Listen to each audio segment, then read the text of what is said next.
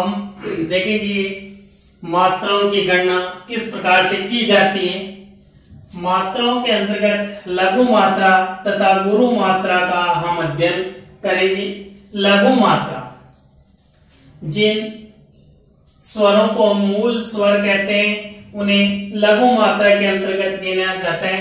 ए, ई, उ, री इनकी लघु मात्रा गिनी जाती है। अर्थात ये जो स्वर जिस व्यंजन के साथ लगे होते हैं उनकी भी मात्रा लघु ही गिनी जाती है। और लघु मात्रा के अंतर्गत हम खड़ी पाई का चिन्ह बनाते हैं और इसकी एक मात्रा गिनी जाती है। तो ये जो स्वर हैं जिस व्यंजन के साथ लगे होते हैं या संयोग करते हैं उनकी मात्रा भी एक गिनी जाती है। क, की, कु, क्री। और चंद्र बिंदु से युक्त वर्ण भी हमेशा लघु मात्रा के अंतर्गत ही गिने जाते हैं। जैसे ए, तो इससे शब्द बन जाएगा अंधेरा। तो इसकी मात्रा हमेशा एक गिनी जाएगी। जैसे हस,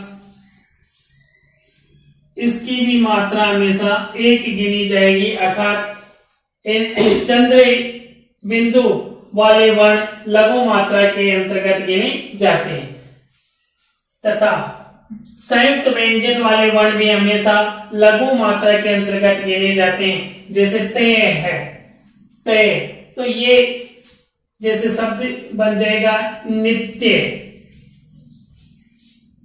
नित्य। तो इसकी मात्रा हमेशा एक गिनी जाएगी। और जिस वर्ण के अंतर्गत कोई स्वर शामिल नहीं होता है उस वर्ण की या उस व्यंजन की कोई मात्रा नहीं होती, तो तय की कोई मात्रा नहीं गिनी जाएगी। आगे देखते हैं गुरु मात्रा।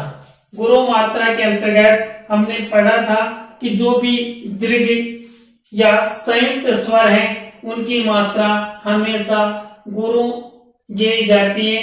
गुरु के लिए हम इस प्रकार उल्टा एस बनाते हैं और इसकी दो मात्रा गिनी जाती है।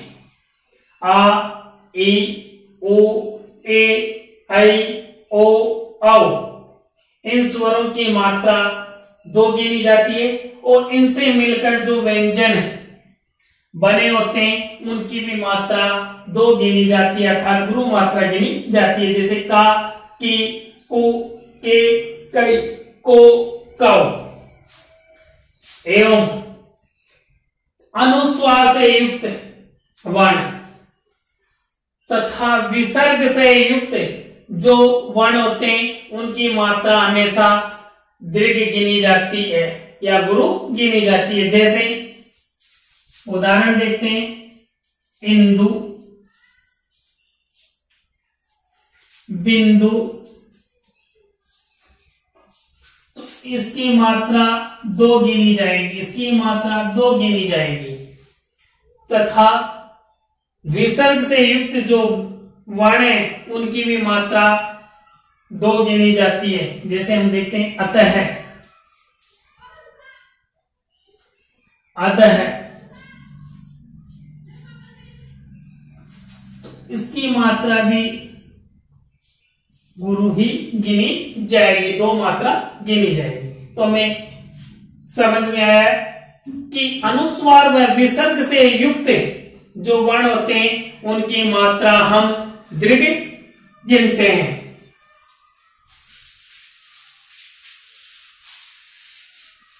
एवं संयुक्ताक्षर का पूर्ववर्ती वर्ण भी हमेशा दीर्घ होता है। जैसे इसमें ग से पूर्व जो वर्ती वर्ण है ए, ये हमेशा ए दीर्घ माना जाएगा। क से पूर्व जो वर्ण है वो भी दीर्घ माना जाएगा, दीर्घ माना जाएगा। और यहां न से पूर्व जो जय है वह भी दीर्घ माना जाएगा। अर्थात संयुक्ताक्षर का पूर्ववर्ती वर्ण हमेशा दीर्घ मात्रा, गुरु मात्रा तथा जिसकी 2 मात्राएं गिनी जाएगी के अंतर्गत आता है। आया समझ में? छंदों के अंग के अंतर्गत तीसरा है संख्या और क्रम।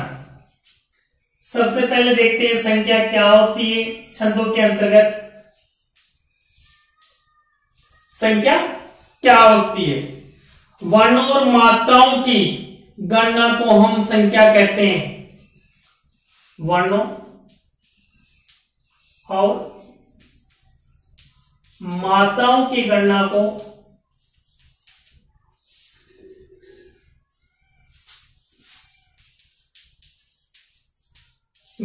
हम संख्या कहते हैं। तो क्रम क्या होता है? छंद के अंतर्गत क्रम क्या होता है? क्रम के अंतर्गत हम लघु गुरु के स्थान निर्धारण को हम क्रम कहते हैं। छंदों के अंतर्गत लघु व गुरु के स्थान निर्धारण को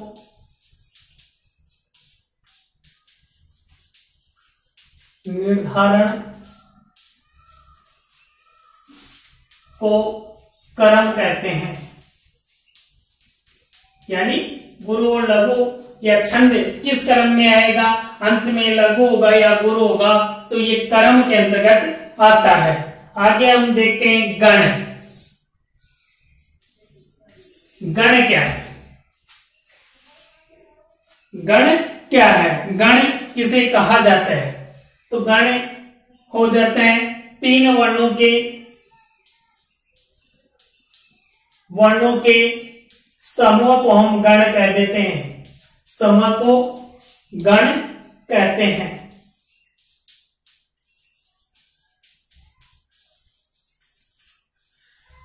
तो 3 वर्णों के समूह को हम क्या कहते हैं, क्या मानते हैं? गण मानते हैं। गण के अंतर्गत ना तो 3 वर्णों से अधिक वर्ण होते हैं, न ही कम वर्ण शामिल होते हैं। तो इसकी परिभाषा हो गई, जिस समूह के अंतर्गत 3 वर्ण मौजूद होते हैं उन्हें गण कहा जाता है। गणों की संख्या 8 मानी जाती है। संख्या 8 मानी जाती है।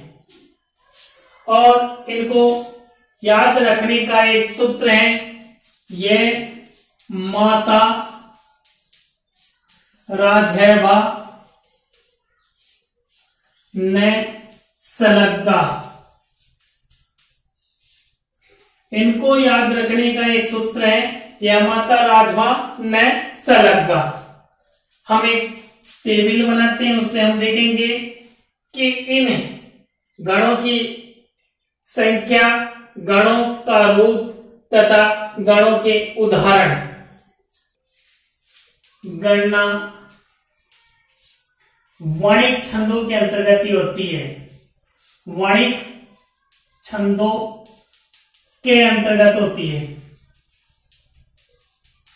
अंतर्गत ही होती है। अर्थात गण की गणना हमेशा वणिक छंदों के अंतर्गत ही होती है। तो हम देखेंगे इस सूत्र के अनुसार गण का नाम, सूत्र का रूप, मात्राएं तथा उनका उदाहरण। सबसे पहले लिखते हैं यह गण,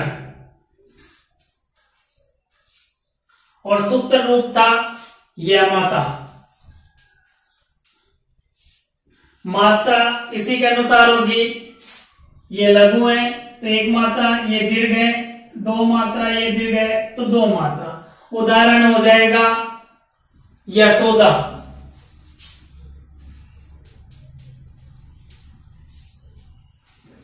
दूसरा है मगन, सूत्र रूप हो जाएगा मातारा। मात्राएं हो जाएंगी तीनों वर्णों की 2-2 मात्राएं, और उदाहरण हो जाएगा मीनाक्षी।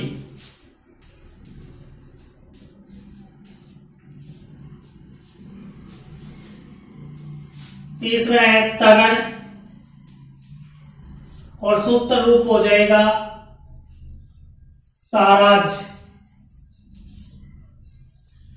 तो हम पहला तो वर्ण लेते हैं, उसके आगे जो दो वर्ण है उनको संयुक्त करके सूत्र रूप में व्यक्त करते हुए चलते हैं। तो यहां दो मात्रा ता की, रा की भी दो मात्रा और जय की एक मात्रा। उदाहरण हो जाएगा पाषाण।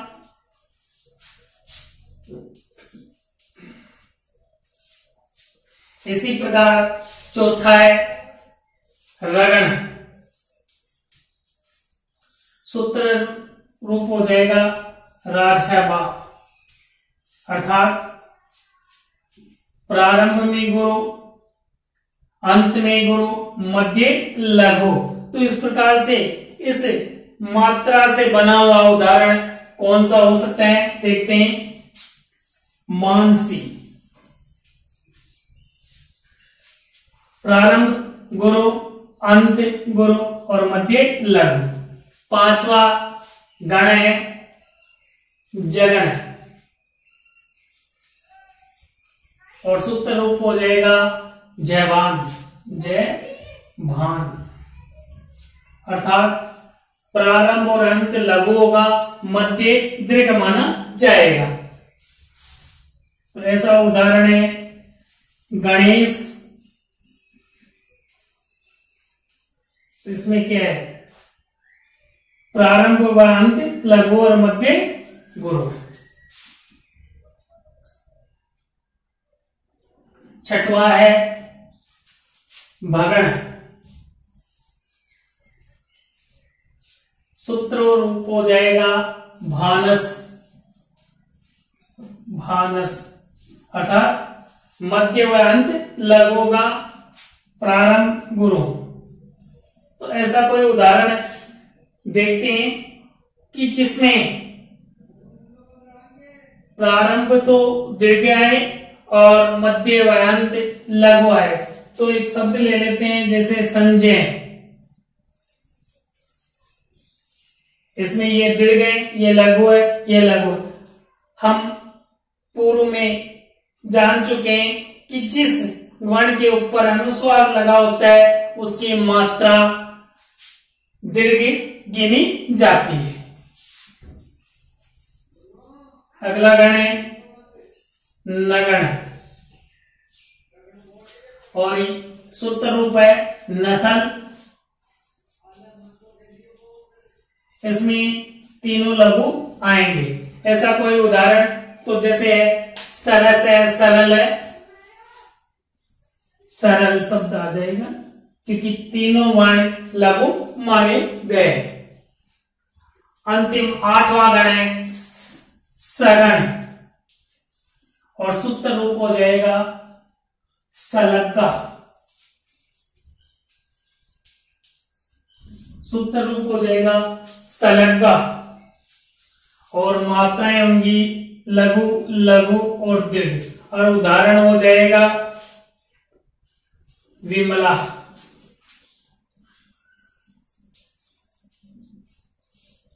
इस प्रकार से हमने जाना गणों के नाम यगण, मगण, तगण, रगण, जगण, बगण, नगण और सगण। सूत्र रूप हो गए यमाता, मातारा, ताराज, राजभा, जवान, बानस, सल और सलग। और इसी प्रकार इनकी मात्राएं हो गई और इन सभी गणों के एक एक उदाहरण हो गए। तो हमने जाना कि गणों की संख्या 8 होती है और इन्हें याद करने का सूत्र है यमाता, राजभा, न सलग्गा। इस प्रकार से हम गण के बारे में जानकारी प्राप्त करते हैं, गणों से अवगत होते हैं और इन गणों की गणना हमेशा वर्णिक छंदों के अंतर्गत होती है। आगे हम देखते हैं गति के अंतर्गत देखते हैं गति। गति क्या होती है? गति का तात्पर्य होता है वैसे चाल। तो यहाँ छंदों के अंतर्गत किसकी चाल है, किसकी गति देखी जाती है? छंद के पढ़ने के प्रवाह या लय को हम गति कह देते हैं। छंद के पढ़ने के प्रवाह व लय को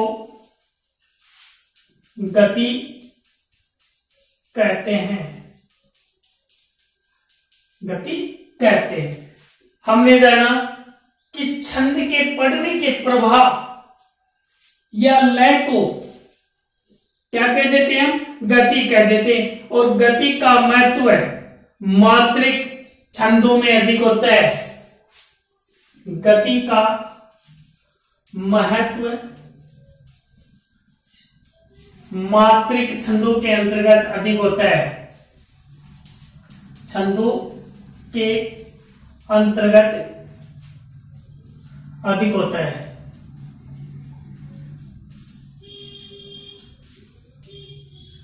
तो मात्राओं की गणना के अंतर्गत मात्रिक छंद कहलाते हैं। और वहां जो छंद को पढ़ने की लय है, प्रवाह है, वो गति कहलाती है।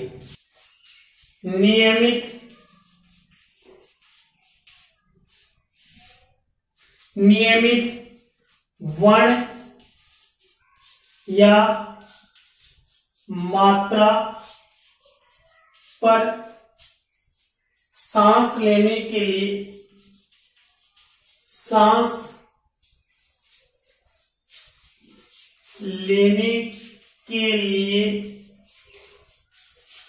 रुकना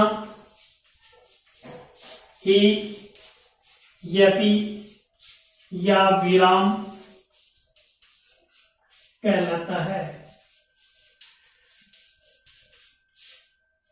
कहलाता है। छंद में नियमित वर्ण या मात्रा पर सांस लेने के लिए रुकना ही यति या विराम कहलाता है। जैसे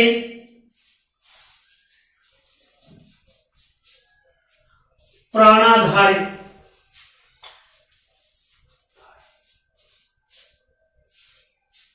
यहां रुकी। प्राणाधारी, परम सरली,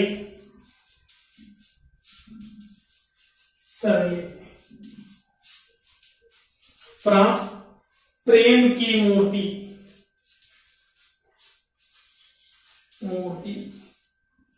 राधे।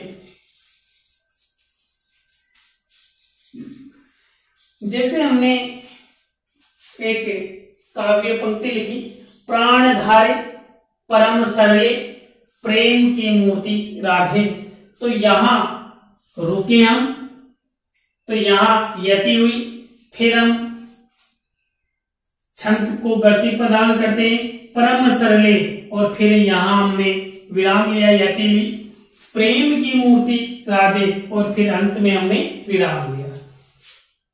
तो यति चरण के अंत में होती है, लेकिन बड़े छंदों के अंतर्गत चरण में एक से अधिक भी यति या विराम हो सकता है। जैसे ये उदाहरण है मंदाक्रांता छंद का, इसमें 4 वर्ण पे,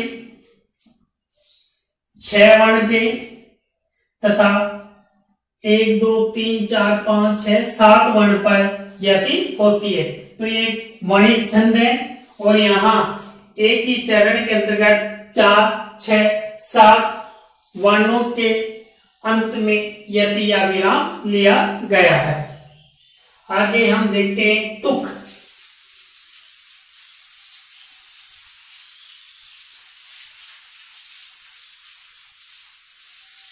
तुक किसे कहा जाता है? तुक के अंतर्गत हम देखते हैं कि जिस छंद के चरणों की अंतिम ध्वनि समान होती है उसे छंद को तुकांत छंद कह देते हैं, और जिस छंद के चरणों की अंतिम ध्वनि समान नहीं होती उन्हें अतुकांत छंद कह देते हैं। तो इसके अंतर्गत आ जाएगा छंद के चरणों की अंतिम ध्वनि समान हो तो उसे तुकांत छंद कहते हैं।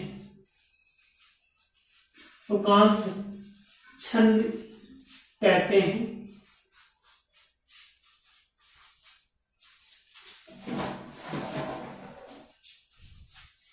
जैसे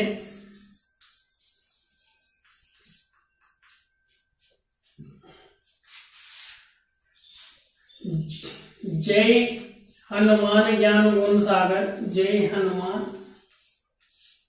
गुण ज्ञान सागर, जय कपीस तिहु लोक उजागर, जय कपीस तिहु लोक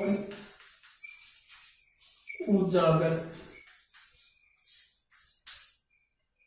तो यहां देखो, यहां जो अंतिम चरण की अंतिम ध्वनि क्या रही है, समान है, इस कारण ये तुकांत छंद है। तुकांत छंद है। और इसी प्रकार जिन छंदों के चरणों की अंतिम ध्वनि समान नहीं होती है उन्हें अतुकांत छंद कह देते हैं। छंद कहते हैं।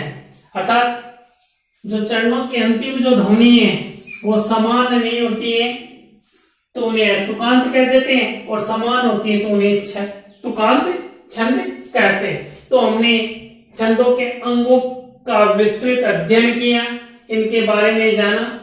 आगे हम कक्षा 12वीं के पाठ्यक्रम के अनुसार जो प्रमुख छंद हैं उनका अध्ययन करेंगे। आज के लिए इतना ही। धन्यवाद।